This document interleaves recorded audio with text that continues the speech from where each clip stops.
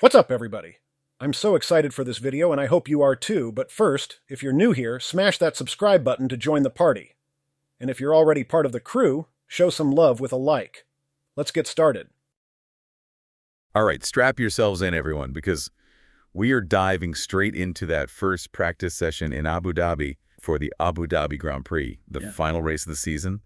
And, well, let's just say FP1 is giving us a lot to unpack. Yeah, a lot of intrigue already. You know?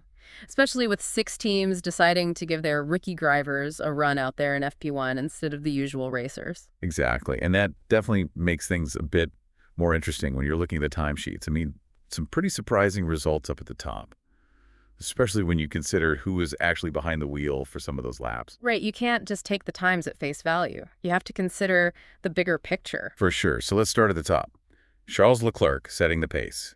He put in a super quick lap, 1.24.321. Oh, yeah, he was flying out there, 0.2 faster than anyone else. Yeah, and that's impressive enough on its own, but you have to remember he actually missed a chunk of the session. Oh, right, he had those battery issues early on, didn't he? So he wasn't even able to get as much track time as some of the others. Exactly. So to come out and dominate like that, even with the limited running, really shows you what he's capable of this weekend. Yeah, I mean, that's some serious pace. Makes you wonder what he could have done with a full session. Right. But of course, we can't forget about the grid penalty he's got hanging over him. New energy store means he's starting further back on Sunday. Yeah, that's going to make things interesting. It'll definitely impact his strategy for the race. Absolutely. So now the question is, does he still go for the win even with the penalty? Or does he play it a bit safer, focus on damage limitation? Yeah, that's the million-dollar question, isn't it? Tough call for Ferrari. It really is. Something to keep an eye on, for sure. But moving on to second place, we've got Lando Norris putting in another strong performance for McLaren. He's been on it all season, hasn't he? He has, really consistent. And that time he put in a 1.24.542. That puts him right in the mix. Yeah, he was right there with Leclerc, just a couple of tenths off. And of course, you can't forget what's at stake for McLaren this weekend. They're still fighting for that Constructors' Championship. First one since 1998. It's huge for them. Every point matters at this stage. Definitely. Although, speaking of points, we do have to mention that incident between Norris and Hamilton. Stewards are investigating a potential impeding. Oh, right. Yeah, I heard about that. Could result in a penalty if they find Norris guilty? Yeah, it'll be interesting to see what they decide. Could have big implications for the championship. For sure. But anyway, moving on to the man who was potentially impeded, Lewis Hamilton ending FP1 and P3. And you know what? This session was actually a bit of a special one for Hamilton. Oh, how so? Well, it was his final FP1 session as a Mercedes driver. Oh, wow. End of an era. It really is. Been with the team for so long. You could definitely feel the emotion surrounding the session, even just watching it on TV. Yeah, absolutely. But, you know, sentimentality aside, he still showed he's got the pace. He did. He was actually fastest during those medium tire runs. Yeah, he was flying. And even though it's just practice, it's a good reminder that he's still a force to be reckoned with. Oh, absolutely. Can never count him out. Never. Can't write him off just yet. Exactly. And, you know, rounding out the top 5, we have George Russell in 4th. Oh, yeah, Russell. He put in a 1.24.735. Pretty solid time. Yeah, he's been Mr. Consistent all season. He has. Always delivers a strong performance. He does. And this weekend seems to be no different. Definitely going to be interesting to see how he and Hamilton work together in this final race. Maybe we could see a 1-2 finish for Mercedes. Who knows? It's definitely possible. Anything can happen in Formula One. So true. And then in 5th place, we have Pierre Gasly continuing that great run of form he's been having with Alpine. Yeah, Gasly. He's been impressive lately. He has. 1.24.818 for him. Not too shabby. Not at all. Right up there with the front runners. Yeah, he's really made a name for himself this season. Has. And those overtaking moves, Yeah. some of the best on the grid. Oh, for sure. He's not afraid to make a move. Nope.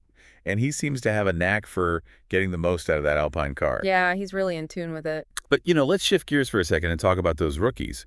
6 of them got their first taste of an F1 weekend in this FP1 session. Yeah, that's always exciting to see. The next generation of drivers. It is. Always interesting to see how they perform under pressure. And some of them really impressed. Especially Felipe Drugovich. Oh, yeah. Drugovich filling in for Stroll at Aston Martin. He had a phenomenal session. He did. Fastest rookie out there. And not just that. He actually beat his teammate, Fernando Alonso. Wow, Alonso, a two-time world champion. Exactly. Yeah. Not a bad way to make your debut. Not at all. That's a statement. It really is. He's definitely one to watch for the future. Agreed. Big things to come from him. But on the flip side, Isack Hadjar, who took Verstappen's seat at Red Bull, he seemed to have a bit of a tougher time. Yeah, he struggled a bit, didn't he? He did. Reported some issues with wheel clearance and legroom in that Red Bull car. Oh, wow. Sounds a bit uncomfortable. Yeah, it sounds like it. He was pretty vocal about it on the radio, too. Really? Yeah, he was expressing his frustration with some of the other drivers. Uh-huh. Well, it's all part of the learning curve, isn't it? It is. Figuring out how to handle an F1 car. Dealing with the pressure of a race weekend. It's a lot to take in. For sure. It's not easy being a rookie in Formula One. Definitely not. But hey, these experiences, even the frustrating ones, they're all valuable lessons for these young drivers. Absolutely. They'll learn from it and come back stronger. Exactly. And speaking of experienced drivers, Nico Hülkenberg put in a really solid performance for Haas today. Finished FP1 in 6th. Oh, yeah, Hülkenberg. And you know, this is actually his last race with Haas. Is it really? It is. So ending it just outside the top 5, pretty good way to go out. Yeah, not bad at all. He's been a real asset to that team this season. He has always brought his A game. Absolutely. And of course, we can't forget about the Leclerc brothers, Mm-hmm. Charles and Arthur, making history. First siblings to participate as teammates in an F1 session. Oh, wow. That's amazing. It really is a truly special moment for them and for the sport. Yeah, a testament to their talent and dedication. Absolutely. And it just goes to show you, Formula One is about more than just speed and competition. It's about passion, family, achieving dreams. You got that right. And as we head into this final race weekend of the season, those elements are more present than ever. It really does feel like something special is going to happen this weekend, doesn't It it? does. The stage is set for sure. We've got so much at stake. The Drivers' Championship, the Constructors' Championship, plus a few drivers saying goodbye to their teams. Yeah, it definitely adds to the drama. It does. You can feel the tension building. Oh, yeah.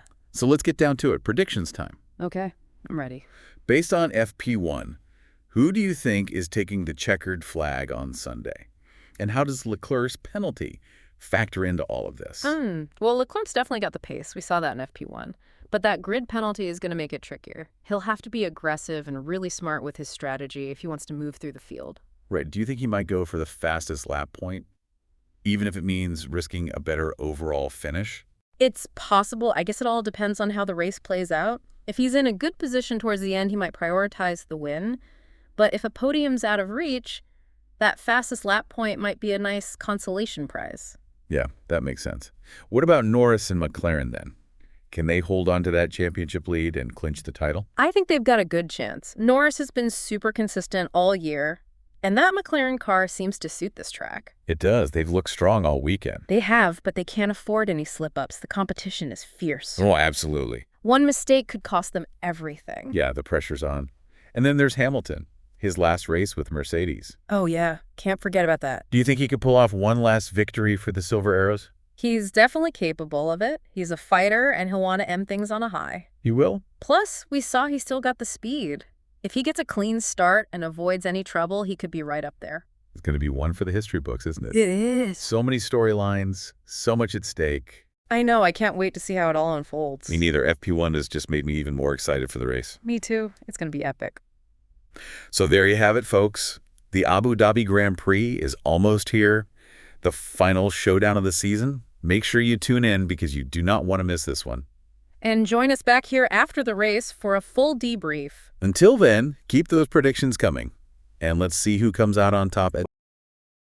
If you enjoyed this video, please consider supporting this channel by hitting the subscribe and like buttons. This will help the channel grow and expand on the journey we have begun together here at AI Meets You.